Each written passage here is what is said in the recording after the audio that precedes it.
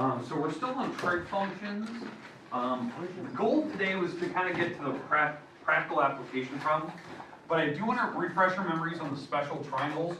I had a few questions kind of at the end of class on Friday, how to do a certain particular problem, and I just want to make sure that we can cover that, so we know what we're doing there.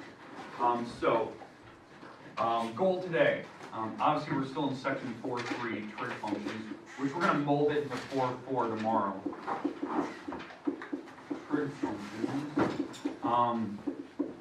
The big idea here, let's do a quick review of the homework and one particular problem. Actually, maybe two of them. And then go into the actual application.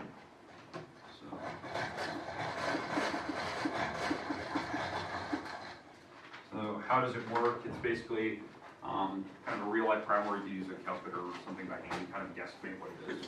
But we're going to go into that. Here's the two problems I want to review from the homework. So this is one of them. We're going to need the special triangles. So this would be the 30, 60, 90 triangles.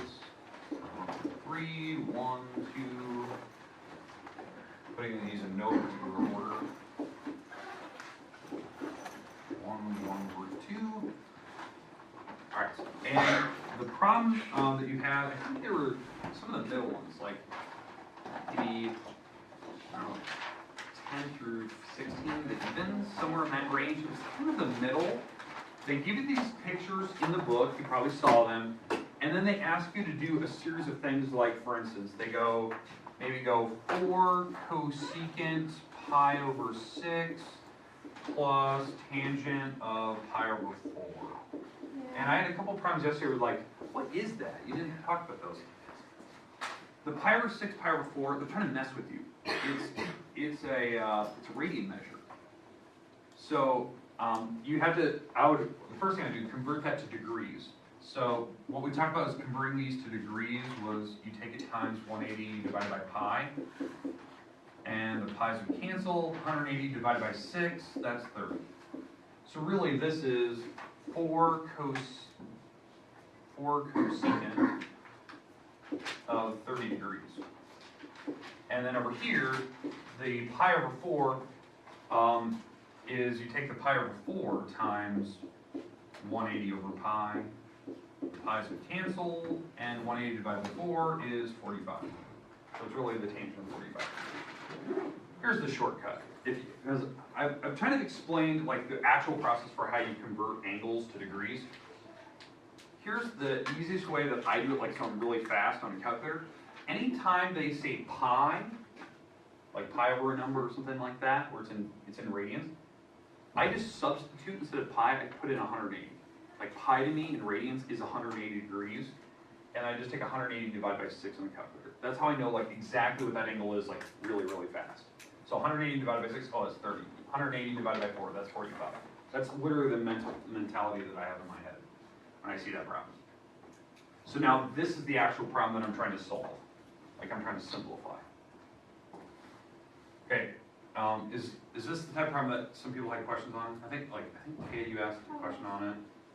It was one of those I do want to cover, and I'm going to finish this so you can actually see how to do this. And again, the goal is to try to add the answers together. So cosecant, if you don't remember, cosecant is the reciprocal of sine. So really what I need to figure out is I need to figure out what the sine of 30 is. So the goal is to find the cosecant of 30, but I need to find the sine of 30, and then what I'll do is I'll flip that over. So I'm going to find this first, and then flip the fraction. So the sine is opposite over hypotenuse, right? That's SOHCAHTOA.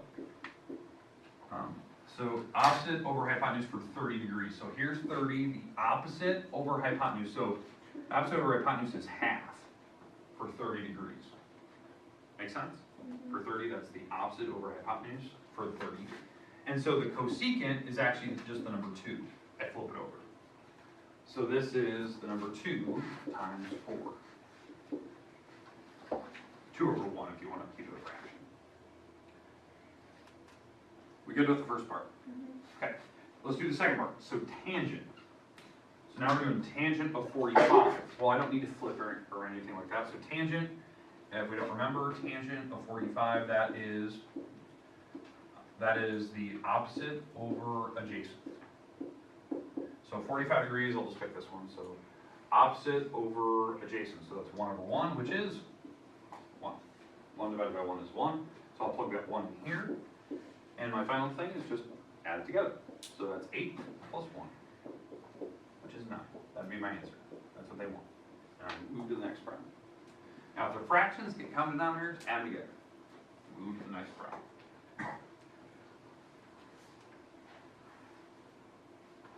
Okay, questions, comments about what I just did there? Yes? Yeah, where did that 2 come from? This 2? Yeah. Okay, this 2 was when I did the sine of 30. Yeah.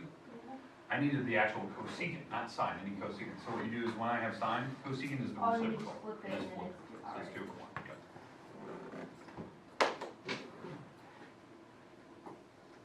Okay, we good?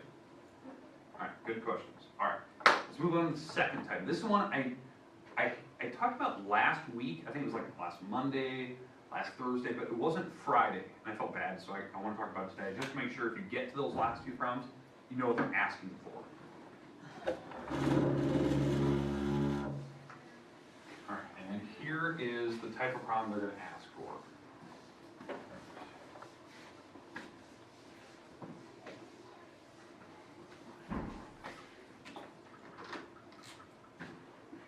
The sine of theta is 0.8435. And the question is, what is theta in terms of degrees? And maybe they even say like 2 decimal places. I have no idea what the instructions are for that. If it's 2 or 3, or they just say the nearest degree. So the goal is to find theta. You do not need the triangles, you don't need anything like that. You just need a calculator. That's what you're going to need in your hand. So to solve this, the goal is to find the angle theta. So that's where we have that new button on your calculator. We talked about it last week. When I take sine to the other side, what is the inverse of sine on a calculator? What does it look like? Where's that button? Yeah, it's the sine -1 button. So to get that on your calculator, you hit the second key on your calculator. It's like the second, it's a little blue button or yellow button, whatever it is, up in that corner of your calculator. So here's my calculator, right? Here's the screen. Hit the second button, then find the sine button, because above it, they have the sine -1. And what that key does, look at that, it helps you find angles. It's the only reason why we have that button. So you do the inverse sine, and then you type in the 0.8435. Because you're doing the inverse operation, which will find your angle. So, I'm going to type it in the calculator. Hopefully you're in degree mode on your calculator. That's what we want to be in. What does stat degree mean? Stat degree? No idea. I don't even have it. Is that on yours? Yeah, there's no stat. Is this an actual Weird. word? I don't know. Oh, in statistic mode? I don't know how to change it. Stat degree. Oh, weird. Oh, you're in fixed, because you're in fixed decimal places, so it's, what it's doing is it's only giving you 3 decimal places. Do you want me to get rid of it? There you go. So, 0.435. Okay, alright. So we type in the inverse sign, what did everyone get? 57 point, I got 5 1. Oh, you just typed it in myself or wrong? I don't know, did I have it wrong? Yeah, you got 8, 4, 2, 10. Oh, there. So 57.51, if you're right, it's actually 5 1. You're right, and that's the degrees. That's all these buttons are in your calculator. So when you have cosine -1 or tangent -1, that just, if you're doing, tangent of some angle, and the decimal is 17.9999999, and they're trying to find the angle. Well, then you're going to do the inverse tangent button of that.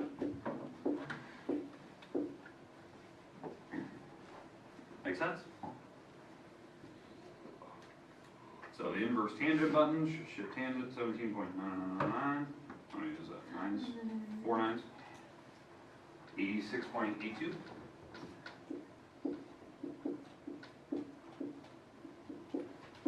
that what our numbers get? here's my question to you. Little challenge question. What happened, you're doing these, maybe these are the last like 4 questions you have. What if they ask for, like cosecant? You would take out the negative one.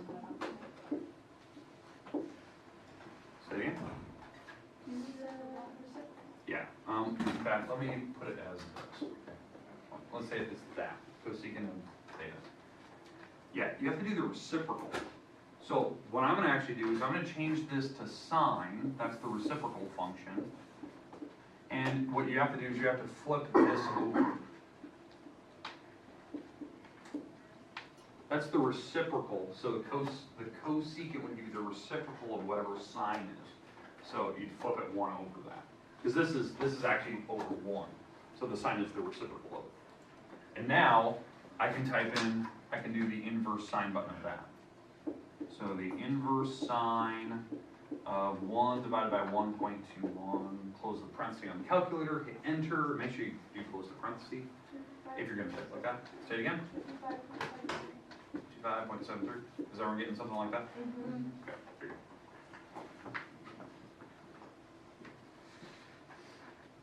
Okay, I think I've covered pretty much the basis of what I want to cover today. Friday, if you want to work on the stuff we did Friday, that's fine. But I want to talk about maybe 2 examples of practical application problems, and then I'll give you some time where you can work on your assignment today. Hopefully get it done. This is due tomorrow. Or sorry. All right. So let's do 2 application problems, and then we'll be good to go here. Okay. Did that help anybody? If you were stuck there, hopefully it does. We talked about that last week. Agreed? It was like maybe Monday or Thursday. I think it's Monday. We just know Tuesday. All right, so application problem, there's 2 types of problems I want to cover today. Just 2. Maybe tomorrow we'll do a couple more. Because we're going to add a couple of assignments to a couple of problems to our assignment, but it won't be until tomorrow. You can turn that one in before you do it. All right, so here's the idea. Some of the problems will give you a picture to go with it. So maybe it's something like this. So let me draw this very terrible looking tree. Looks like broccoli, just go with it. All right, there's my broccoli tree. And you're standing over here. It's a big tree. And let's say we know how far you're standing from the tree. Let's say you're standing, I don't know. Oh, I use these all the time. 20 feet. Yeah, 20 feet from your tree. And you want to know how tall the tree is. Big. It's huge, yeah. And it's the shadow of the tree. Okay? We know the angle to the top, because you can guesstimate that. In fact, your phone can do that for you, believe it or not. Your phone can give you angles. Okay, if you don't know how to do that on a cell phone, or an iPhone, or an Android phone, you go to the little compass on an iPhone. So the compass app looks like this. It comes on every phone by default. But if you tap the screen, actually swipe, it actually gives you the angle that the phone's tilted at.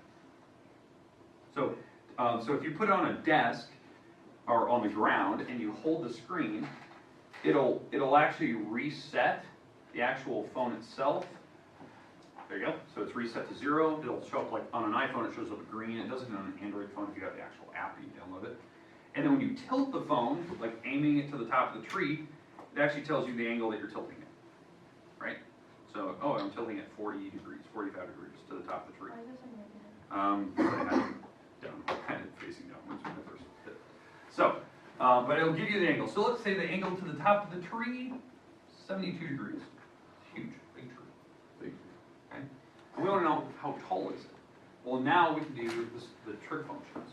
So you can, we have to look at this. We would, it is a triangle, believe it or not.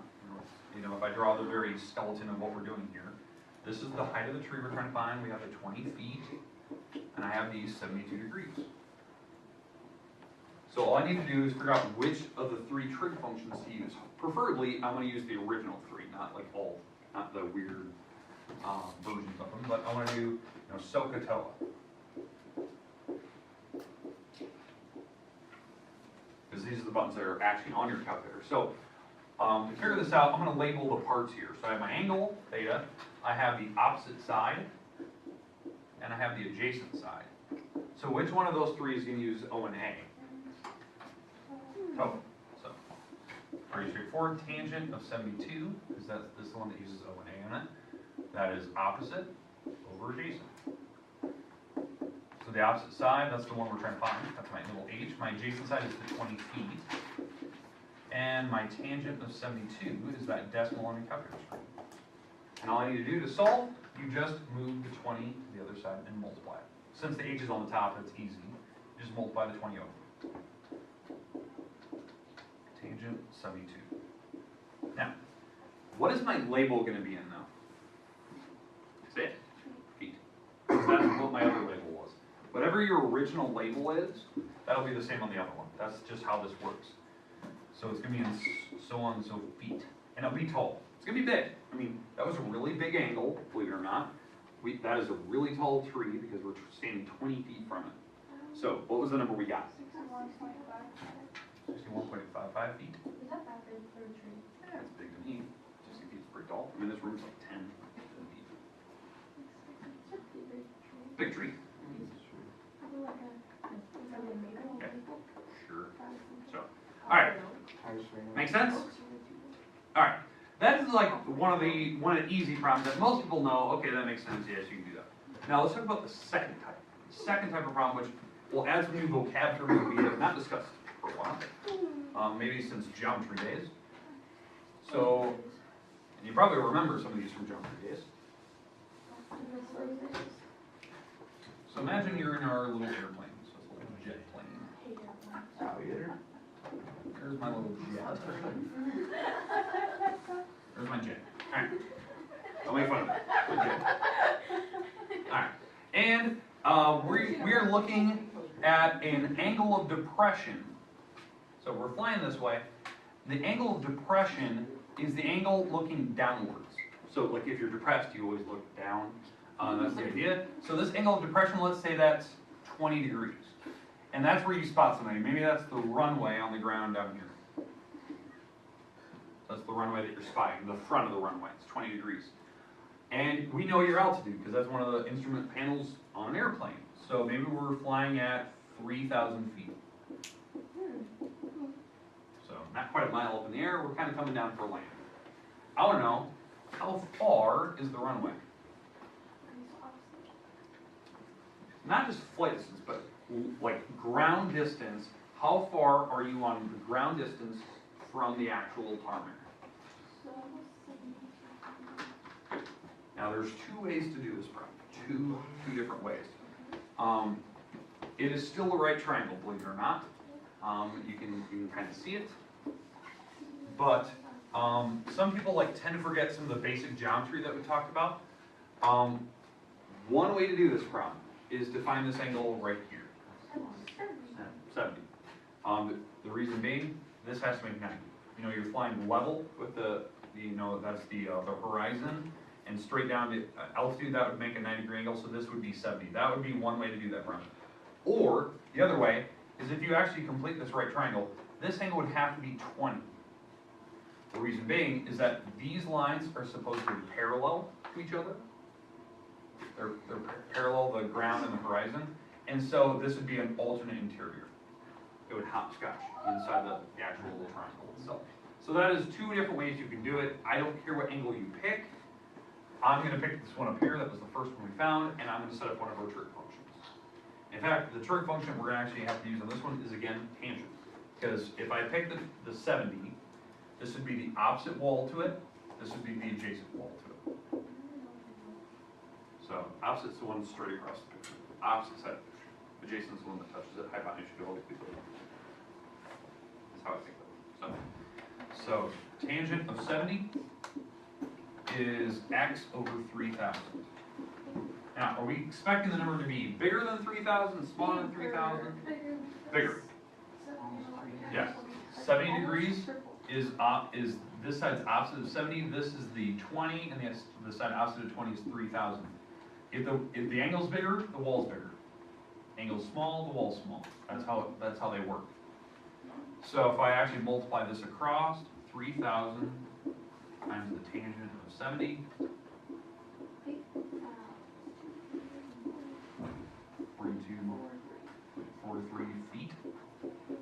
So, what, mile and a half, something like that? So, mile and, I don't know, what, 3 miles about 5,280, so, I mean, Oh, that's gonna be really bad. so, I don't know. 18.5 per 29.7. It's a ways, I mean, you are a decent ways out, almost 2 miles. Okay, do you see the practical application problems now? How it's gonna be some type of story problem. We're gonna add some more of those tomorrow. Today's goal is just to work, make sure that you're taking time to actually finish this page 498. Okay? You have the rest of class, which is about 15, 20 minutes. I did want to give you some time so that you can work on Friday. There you go. No, it's pretty good. Tyler, I your terrible work. didn't take 24, but I started. Coming from a second show.